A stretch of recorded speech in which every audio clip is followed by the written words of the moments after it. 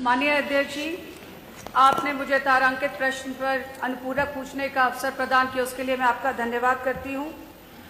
माननीय अध्यक्ष जी, मैं यहाँ पर ये एक ऐसी भारत की आयुष्मान भारत प्रधानमंत्री जन आरोग्य योजना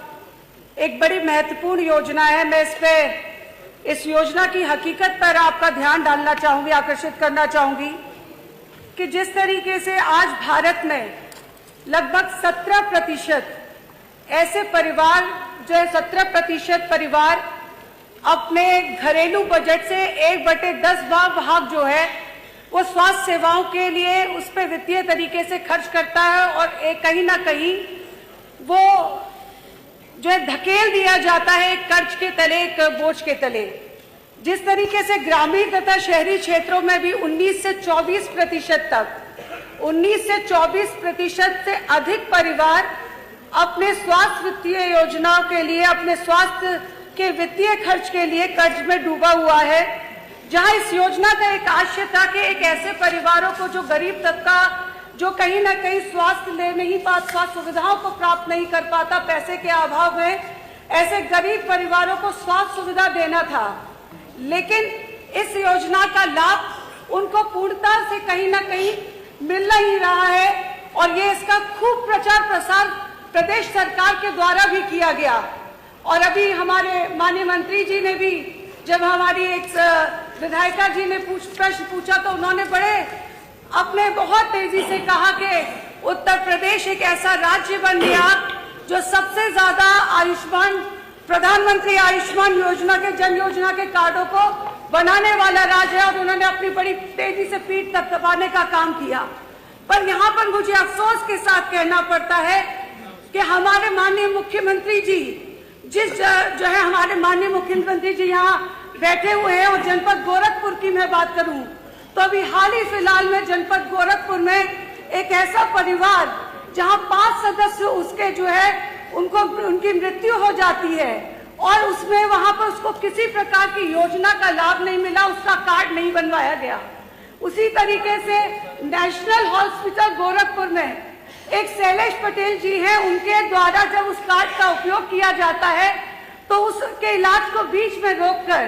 कहीं ना कहीं उनसे पैसे की डिमांड उस अस्पताल के द्वारा की जाती है। मैं माननीय मंत्री जी से ये भी कहना चाहूंगी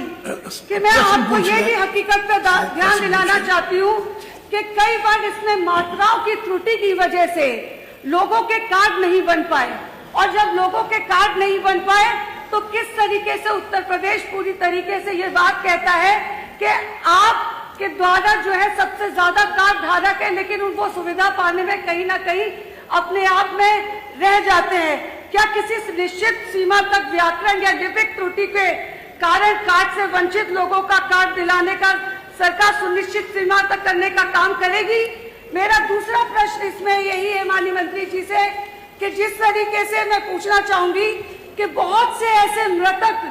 जो लोग मृत्यु हो चुकी है जिनकी उनको भी इसका लाभ अभी तक मिल रहा था, उस पर कहीं कोई उन लाभार्थियों के उस भुगतान के फर्जीवाड़ों को रोकने के लिए क्या सरकार के द्वारा कोई एक उपाय जो है, कौन कौन से उपाय सरकार ने किए हैं? मेरा तीसरा प्रश्न इससे संबंधित ये है कि कहीं ना कहीं एक समस्या आती है कि जब एक इलाज के लिए कोई कार्ड धारक कहीं प्राइवेट अस्पतालों तक जाता है तो प्राइवेट अस्पताल पर पहुंचने पे कई बार उसको ये कह के वापस कर दिया जाता है कि हमारे पास बेड नहीं है। कारण केवल ये नहीं होता माननीय मंत्री जी, कारण ये भी होता है कि कई जगह ऐसे प्राइवेट अस्पतालों के कहीं 10 करोड़ कहीं 15 करोड़ का भुगतान सरकार द्वारा नहीं मिल पाने से जी प्रश्न पूछ ले, अपना तीसरा अनुपूरक पूछ ले, उत्तर आने दे। वो लोग जो है कहीं ना, बस अध्यक्ष खत्म, धन्यवाद। वो केवल वहाँ पर ऐसे लोगों को जो है उनको वापस भेज दिया जाता है, कहीं ना कहीं वो अस्पताल इस वजह से भेजते हैं कि उनका भुगतान नहीं होता। क्या आपके द्वारा यहाँ केंद्र सरकार को प्रस्ताव भेजा जाएगा जिससे कि ऐसे अस्पतालों का एक सुनिश्चित सीमा तक भुगतान हो सके और जिसकी वजह से कहीं कोई आयुष्मान कार्ड धारक जो है अपने इलाज को बीच में ही उसको छोड़ने का काम ना हो। और मैं माननीय मंत्री जी से केवल एक आखिरी में ये प्रश्न करना चाहूंगी, क्या माननीय मंत्री जी ऐसे प्राइवेट अस्पतालों में जहां पर जिस व्यक्ति का इलाज आयुष्मान कार्ड धारक का चल रहा होता है और उसे इसमें किसी टेक्निकल कमी के कारण रोकने के लिए कर दिया जाता है और उसे बाहर का रास्ता दिखा दिया जाता है कि ऐसे प्राइवेट अस्पतालों पर सरकार कोई ठोस कार्रवाई करेगी।